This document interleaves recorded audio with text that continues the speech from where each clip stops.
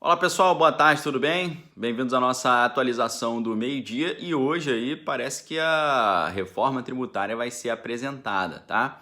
O ministro Paulo Guedes ele vai detalhar essa proposta numa reunião ali com os presidentes do Senado e da Câmara, né? Então hoje, dia 21, a gente tem ali às 2h30 essa reunião lá na presidência do Senado, né, em que vai ser apresentada essa proposta. Na semana passada, o ministro Paulo Guedes já tinha falado que estava com pressa para poder mostrar esse material, né, para ver se já consegue tocar essas reformas todas, tá?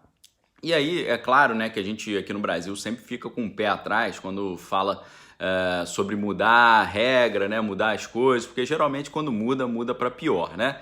Então, ano passado a gente teve aquele debate todo envolvendo a reforma da Previdência, né, que gerou todo aquele fuzuê lá, e agora, esse ano, a grande questão é a reforma tributária. E a gente fica perguntando, será que vai melhorar? Será que vai piorar? Uma coisa importante que a gente vê nessa proposta da reforma é que a ideia não é o povo pagar menos impostos, né? Parece que a ideia é simplificar o pagamento de impostos, reunir tudo num bolo só, para facilitar esse processo e talvez estimular o empreendedorismo, né? Estimular a criação de novas empresas e de novos empregos, né? Então, a ideia parece que é simplificar, tornar a vida do pagador de impostos mais fácil, não mais barata, tá? Mas vamos dar uma olhadinha aqui, né?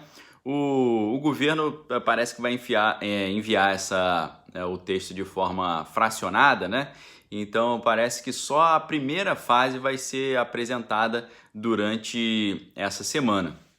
O primeiro esforço está na unificação de dois impostos, o PIS e o COFINS, né? O ministro Paulo Guedes disse que falou, vamos começar por aquilo que nos une, né? Ele disse que, né, essa é a estratégia que eles estão adotando, né? Unificação e tentar começar pelo caminho onde há mais consenso, né? Tem algumas PECs tramitando lá no Congresso Nacional, né? A gente teve duas propostas dessa com o objetivo de aperfeiçoar esse sistema tributário nacional, o famoso STN. Tivemos a PEC 110 de 2019 no Senado e a PEC 45 de 2019 na Câmara, tá? Que começaram a ser debatidas no início desse ano, tá?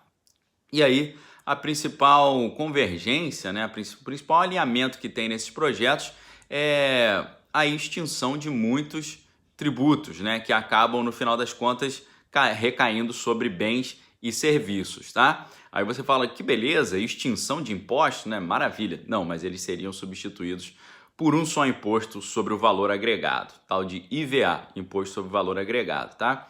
Então, é esse o debate agora que está se consolidando ali na Câmara, né? E algumas reflexões têm sido feitas, né, sobre a importância dessa reforma tributária. A gente vai perguntando, né, vai ser bom, vai ser ruim, simplifica, só simplificar já ajuda e tal. Mas a gente tem que entender como é que a carga tributária ela incide, né, no bolso do brasileiro.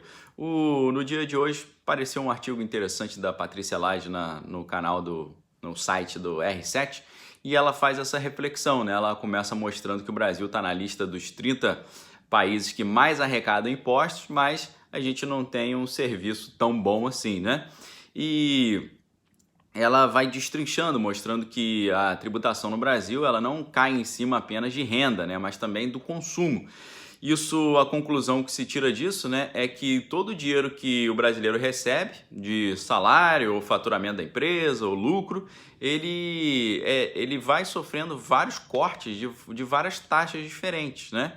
E além disso, todos os produtos que a gente compra e os serviços que a gente acaba contratando já vem recheado de impostos embutidos, tá? Aí ela mostra ali no artigo, né, que com uma ideia de dar um exemplo de como esses impostos, o impacto, né, dos impostos sobre os salários, né? Ela dá um exemplo que é o seguinte, né? Um salário de R$ 2.261, né? O trabalhador vai ter 12% retido na fonte de INSS. Depois ele vai ter 7,5% de imposto de renda. E caso seja optante de vale transporte, mais 6% reduzindo o montante a um salário líquido de R$ 1.847,60. Então, o cara que em tese recebe 2.261 vai cair na conta dele 1.847, né? Então, o negócio vai sendo fracionado a todo momento. Só que aí, além do imposto que o funcionário o trabalhador ali vai ter que pagar, né?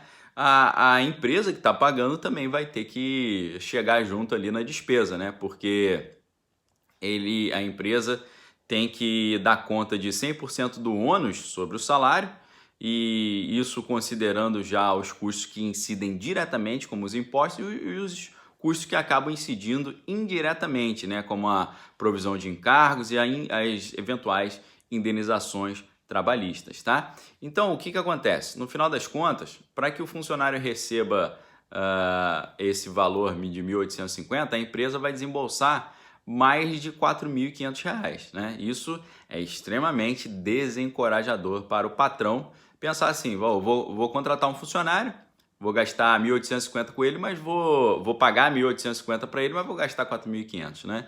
Então, realmente é um negócio preocupante, né? Uma coisa meio que atrapalha você empreender no Brasil, né? E aí ainda tem a tributação do consumo, né? E aí o cálculo é bem mais difícil de você entender, porque tem vários impostos e taxas, mas também tem uma outra legislação que caminha junto que é extremamente intrincada, né? Um negócio muito complexo, né? Então, o que acontece? As empresas maiores, elas têm ali departamentos gigantescos, né, que podem gerenciar esse sistema todo de pagamento de impostos. Só que aí, o que acontece? As empresas pequenas não têm essa infraestrutura e acabam aí dando cabeçada e tendo um estresse sem fim, tá?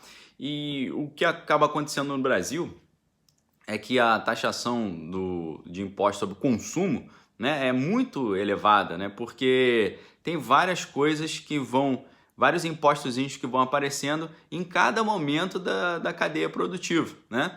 E aí, no final, o que acontece? Soma tudo e o valor dos impostos vem agregado ao valor do produto. Então, o produto ali que podia ser muito mais barato, vem todo anabolizado ali com vários impostos ali que vão se acumulando progressivamente, como ICMS, IPI, PIS, PASEP, o COFINS e também o ISS, né?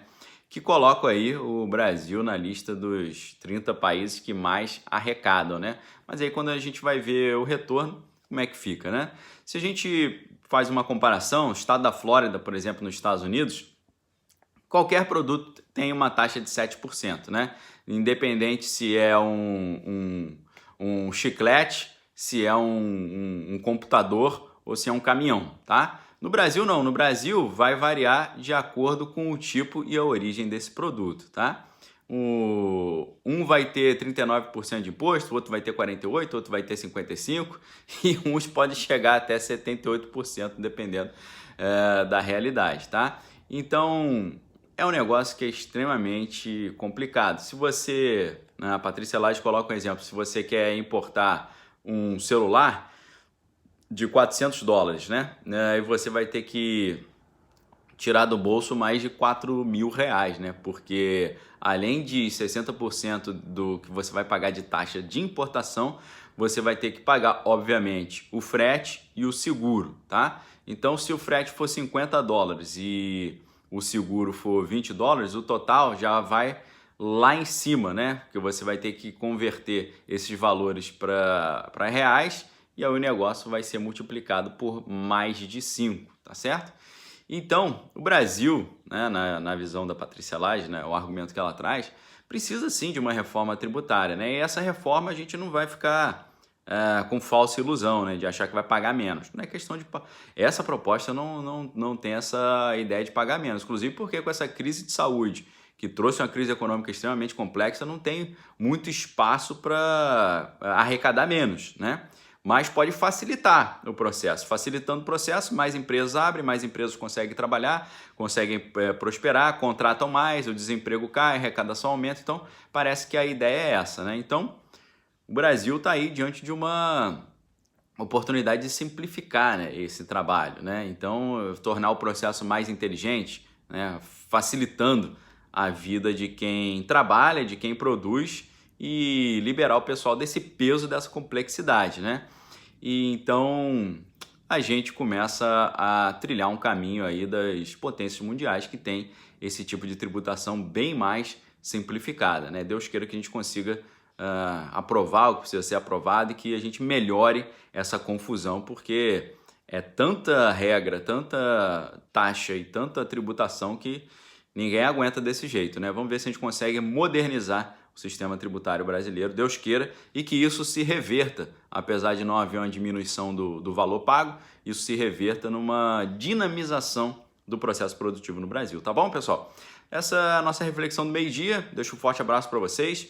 Se você quiser se tornar membro, clica aqui embaixo, vai ter acesso ao conteúdo exclusivo do Direto do Bunker todos os dias à noite. Se não é inscrito, verifique se a sua inscrição está ativa.